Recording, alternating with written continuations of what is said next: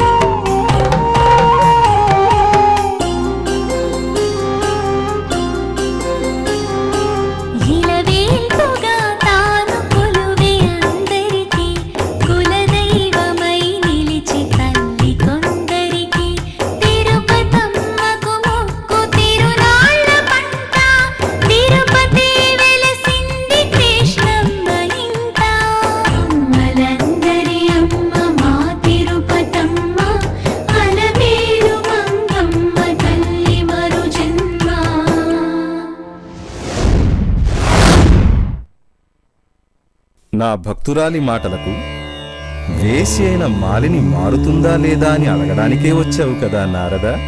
మనలాంటి వాళ్ళకి భక్తిభావన నామమాత్రంగా ఉండాలి, భక్తిభావన పుష్కలంగా ఉండాలి. రాఘవయ్య, నీ పొలంలో సగం నామాల శెట్టికి రాసివు.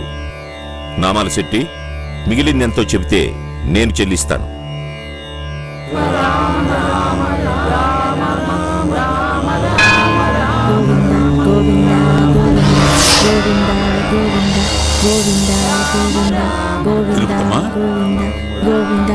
రామనామ సంకీర్తన మధ్య ఆ గోవిందనామ స్మరణేమిటి తల్లి? అక్కడున్న శ్రీరామచంద్రుడు నాకు వెంకటేశ్వర స్వామిలా కనిపిస్తున్నాడు పూజారి గారు. నిజం పూజారి గారు, నాకు శ్రీరాముడు వెంకటేశ్వర స్వామిలా కనబడుతున్నాడు.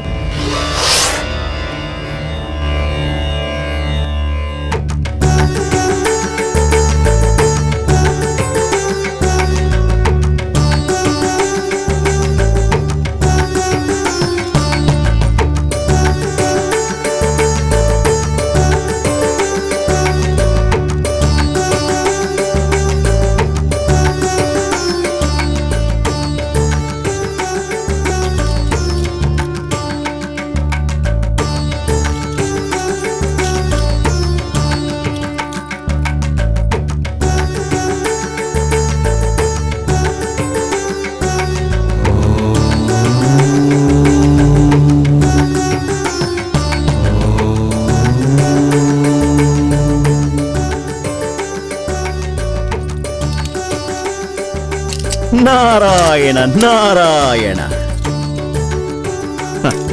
ఆహా ఆహా, ఏమి ఈ కన్నుల పండుగ! అక్కడ ఆ కళ్యాణ మహోత్సవం, ఇచ్చట ఈ కళ్యాణ మహోత్సవం. మరి మరి మీ భక్తురాలు తిరుపతమ్మ కళ్యాణం మరి?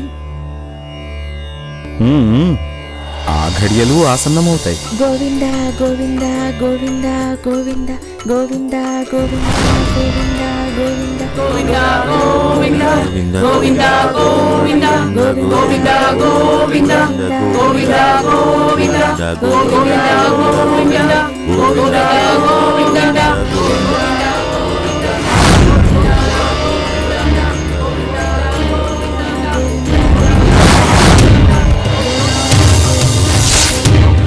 హనుమా, రామా, ఏమైంది నాయనా? చూసావా రామా, చూసావా ఈ వైపరీత్యం? నా రాముడు ఆమెకు వెంకటేశ్వర స్వామిలా కనిపిస్తున్నట్ట. నా రాముణ్ణి రామా రామా అని స్మరించకుండా గోవిందా గోవిందా అంటూ భజన చేస్తోంది. నీ సన్నిధానంలో, అందున నా సమక్షంలో రామ సంకీర్తనం తప్ప మరేది వినిపించకూడదు స్వామి. ఆ గోవిందనామస్మరణ వింటూ ఎలా నవ్వుకోగలుగుతున్నావు రామా? ఆమె అనడమే కాకుండా నీ భక్తులందరి చేత ఆ గోవిందనామస్మరణ చేయిస్తుంటే నా చెవులు చిల్లులు పడిపోతున్నాయి. నా ఒళ్ళంతా కంపరంగా ఉంది రామా.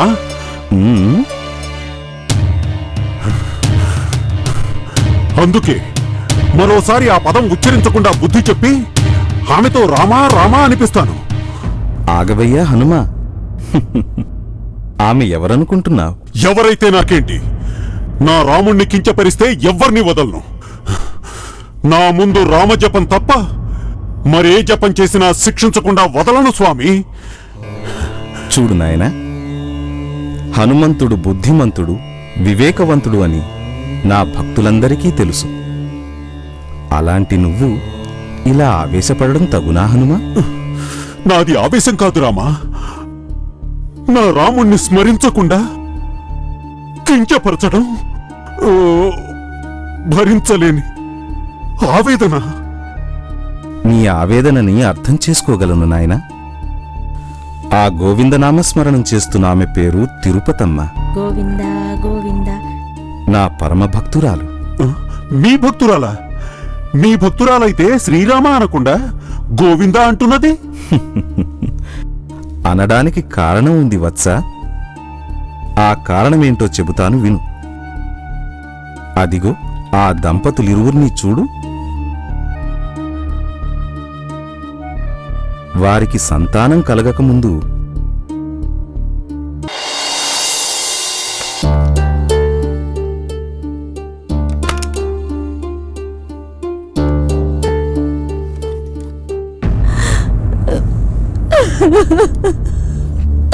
రంగమ్మ, ఏం జరిగింది? ఏం లేదండి.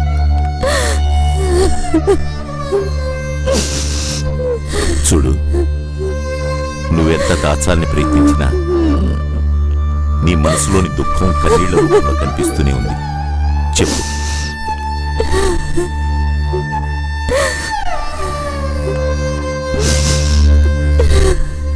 మన పెళ్ళయిన తర్వాత మొదటిసారిగా నీ కళ్ళల్లో నీళ్లు చూస్తున్నాను. నీ మనసు కష్టపడ్డానికి నా ప్రవర్తన ఏమైనా కారణమా? ఊళ్ళో వాళ్ళందరి కష్ట సుఖాలు విచారించే సున్నితమైన మనసున్న మీరు నన్నెందుకు కష్టపెడతారండి? రంగమ్మ, భర్త సంతోషంగా ఉండటానికి భార్య కారణం అవుతుంది. భార్య సంతోషంగా లేకపోవడానికి భర్త కారకుడవుతాడు. ఏం జరిగిందో చెప్పు రంగమ్మ. నాకు చెప్పడం ఇష్టం లేదా? నా కష్ట సుఖాల్ని పంచుకోవడానికి నాకు మీరు తప్ప ఇంకెవరున్నారండి? మరి నీ మనసులోని బాధ నాతో చెప్పడానికి ఎందుకు సంకోచిస్తున్నావు? శ్రీమంతం జరుపుకుంటున్న మహాలక్ష్మిని ఆశీర్వదిద్దామని వాళ్ళు పిలవకపోయినా వెళ్ళాను. అక్కడికి వచ్చిన పేరెంటాళ్ళందరూ మహాలక్ష్మికి బొట్టు పెట్టి గాజులు తొడిగి ఆశీర్వదిస్తున్నారు. నేను కూడా గాజులు తొడగబోతుండగా నాలాంటి పిల్లలు లేని గొడ్రాలు గాజులు తొడగకూడదని, బొట్టు పెట్టకూడదని, ఆశీర్వదించటానికి అర్హత లేదంటూ అందరూ నన్ను అవమానించారండి. నాలాంటి తల్లి కాలేని ఆడదానికి తమలపాకి మట్టి గాజుకి ఉండే విలువ కూడా ఉండదని నాకు ఈ రోజే తెలిసిందండి. బాధపడకు రంగమ్మ. పువ్వులు పూసి కాయలు కాయనంత మాత్రాన తులసి చెట్టు పూజకు పనికిరాకుండా పోతుందా? నువ్వు అంతే. మనం ఏం చేస్తాం రంగమ్మ? దేనికైనా ప్రాప్తం ఉండాలి. ప్రాప్తం లేనిదే ఏది జరగదు. ఆ దేవుడికి మన మీద దయ లేదు. అంత దయ లేనప్పుడు ఆ దేవుడు నన్ను ఏ రాయిగానో పుట్టించి ఉంటే ఊరి దెబ్బలు తగిలైనా నలుగురి చేత ఔరా అనిపించుకునేదాన్ని. ఇలా ఆడదానిగా పుట్టించి గొడ్రాలిగా బతుకమని శపించటం ఆ దేవుడికి న్యాయమా? ఏ జన్మలో ఏం పాపం చేశానో ఇప్పుడు అనుభవిస్తున్నానండి. అనుభవిస్తున్నాను.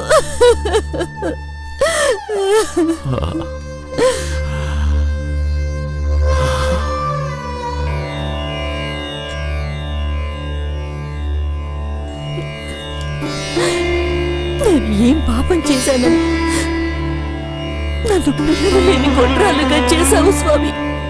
నేను చేసిన తప్పేంటి? అపచారం ఏంటి స్వామి?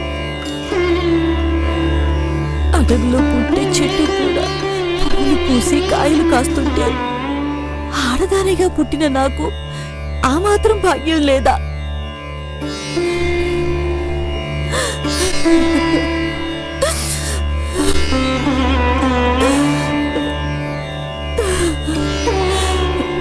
ఆస్తులు కావాలని, ఐశ్వర్యాలు కావాలని కోరిన కోరికలన్నీ నెరవేర్చి నాకు వరాలిమ్మని ఏనాడు నిన్ను కోరుకోలేదు. అలా కోరుకోరందుకేనా నన్ను ఇలా గొడ్రాలిని చేశావు? నేనేదైనా తప్పు చేసుంటే నన్ను క్షమించయ్యా. కానీ నా కారణంగా నా భర్త బాధపడటం నేను చూడలేను స్వామి, చూడలేను.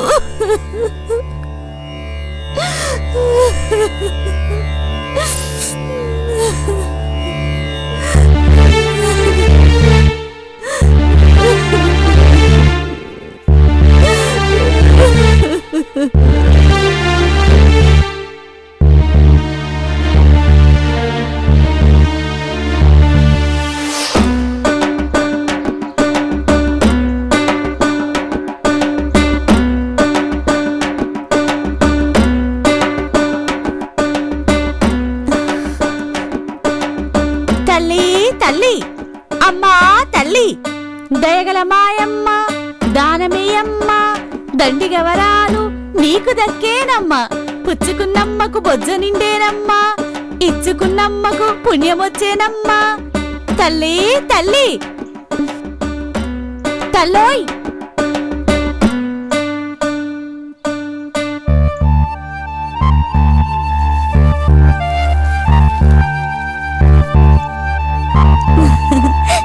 దయగల మాయమ్మ సల్లగుండాలమ్మ, దానాల పుణ్యంతో మిద్దెల్లు కట్టాలమ్మా. తల్లో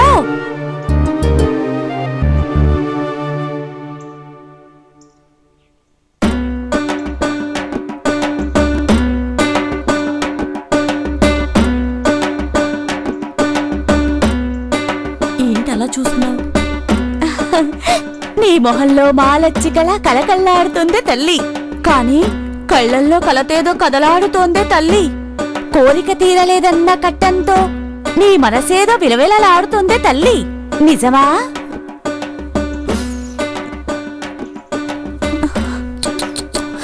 సందవేళ ఆడబిడ్డ కన్నీళ్లు పెడుతుందంటే పెద్ద కట్టమే అయ్యుంటుంది, అవునా తల్లి? అరే చెప్పు తల్లి.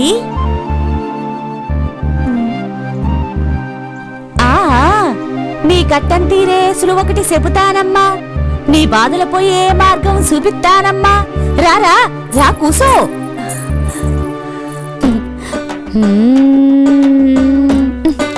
దయగల మాయమ్మ, అలివేలు మంగమ్మ కోరికలు నెరవేర్చు పద్మావతమ్మ కనక వర్షమిచ్చే శ్రీ మహాలక్ష్మమ్మ సద్గుణాల మాయమ్మ సీతాదేవమ్మ మీరంతా ఈ అమ్మ కట్టం చెప్పండమ్మా.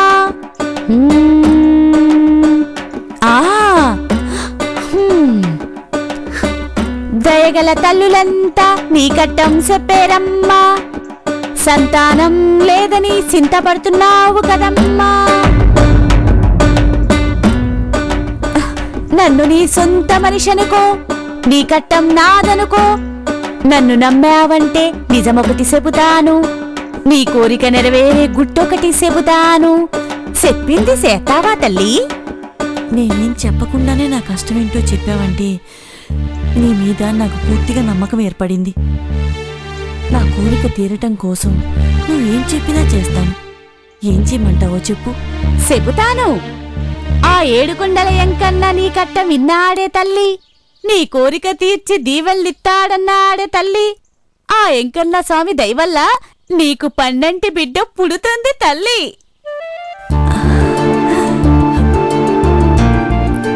నిజమా? ఆ ఎంకన్న భార్య పద్మావతీ దేవి మీద ఒట్టు, సత్యం తల్లి. నా కడుపు పండుతుందంటే నిప్పుల్లో దూకున్న ఆనందంగా దూకుతాను. అంత సాహసాలు చెయ్యక్కర్లేదే తల్లి. భక్తితో ఆ ఎంకన్నను కొలిస్తే చాలు. రేపు ఆ ఎంకన్న స్వామికి ఇష్టమైన రోజు. పేరంటాళ్ళని పిలిచి భక్తిగా ఎంకన్న స్వామికి వ్రతం చెయ్యాలా. పేరంటాళ్ళ దీవెనలన్నీ అందుకోవాలా. నీ కడుపు సల్లంగా పండాలా. అర్థమైందా తల్లోయ్? ఆ వెంకన్న స్వామి వ్రతం చేయగలను కానీ పేరంటాళ్ళ వ్రతానికి రప్పించడం నా వల్ల కాదు. పేరంటాళ్ళు లేకుండా వ్రతమెట్ట చేస్తావు తల్లి? నేను గొడ్రాళ్ళని, నా చేతులతో ఏ శుభకార్యం చేయటానికి వీల్లేదని, ఈ ఊళ్ళో పేరంటానికి నన్నెవరూ పిలవటం లేదు.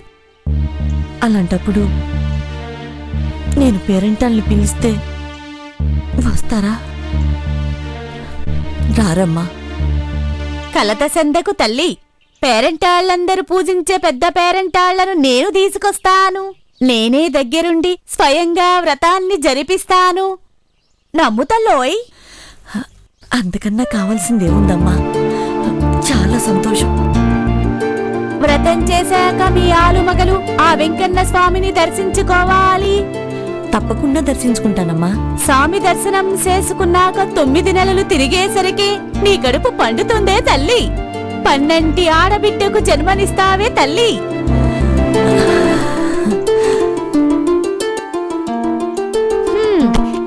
సరే, వ్రతానికి కావాల్సిన ఏర్పాట్లు చేసుకో తల్లి. నిన్ను చూస్తుంటే నువ్వు చెప్పింది జరిగి తీరుతుందనిపిస్తోంది. తప్పకుండా నువ్వు చెప్పినట్లే చేస్తానమ్మా. రేపు మరి నువ్వు తప్పకుండా వస్తావు కదా? పెద్ద ముత్తైదువులందరినీ వెంట పెట్టుకొని మరీ వస్తాను. ముత్తైదువుల్ని పిలవడానికి కుంకుమగో తల్లి.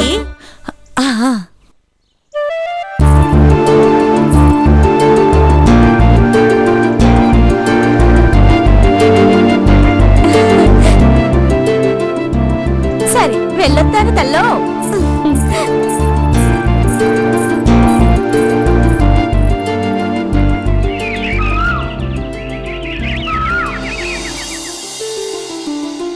రంగమ్మ, ఎరుకలమ్మ ముత్తైదువులను వెంటబెట్టుకొస్తానంది.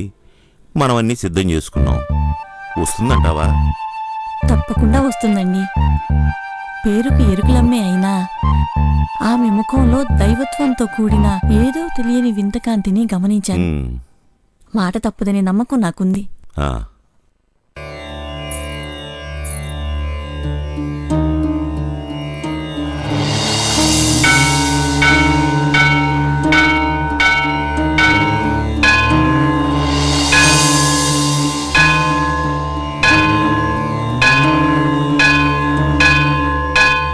ముల్లోకాలకి పెద్ద ముత్తైదువుల్లారా, ఓ సత్కారానికై ఈ దంపతుల ఇంట ఆదిదేవుడి వ్రతవాయన స్వీకారార్థం పేరంటాలుగా వెళ్లాల్సి ఉంది. వెళదామా? శుభకార్యాలకు మేము ఎప్పుడైనా కాదన్నామా? అలాగే.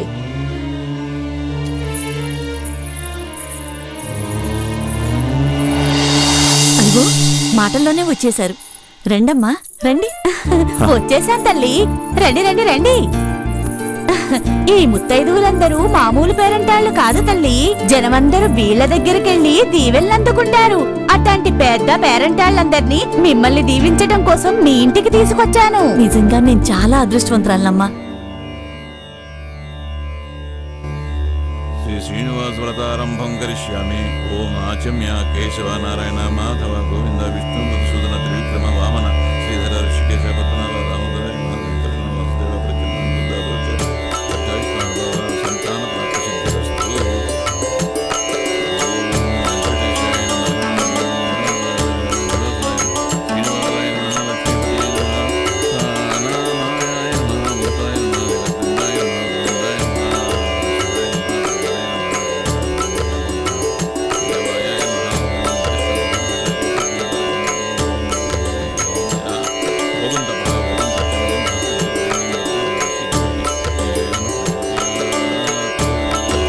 అమ్మా అక్షంతల స్వామివారి మీద వేయండి. ఓం దేవాయ నమః, మాధవాయ నమః, శ్రీకృష్ణాయ నమః, శ్రీ హరే నమః, శ్రీ జ్ఞాన సంజరాయ నమః, శ్రీ వత్సవేశాయ నమః, సర్వేశాయ నమః, ఓం పరంజ్యోతిషే నమః, ఓం పరంజ్యోతిషే నమః, పుణ్యమాన్యాయ నమః,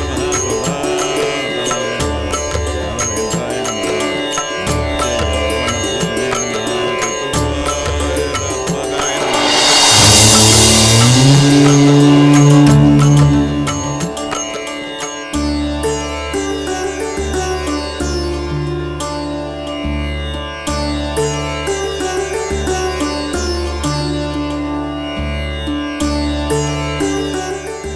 వాయినం పుచ్చుకోమ్మా.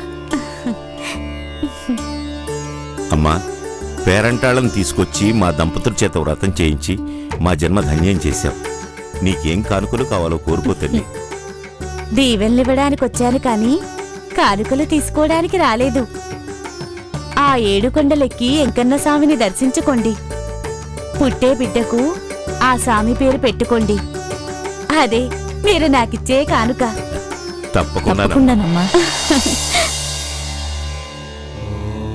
ఆ విధంగా శివరామయ్య రంగమ్మ దంపతులు వెంకటేశ్వర స్వామి వ్రతం చేశారు.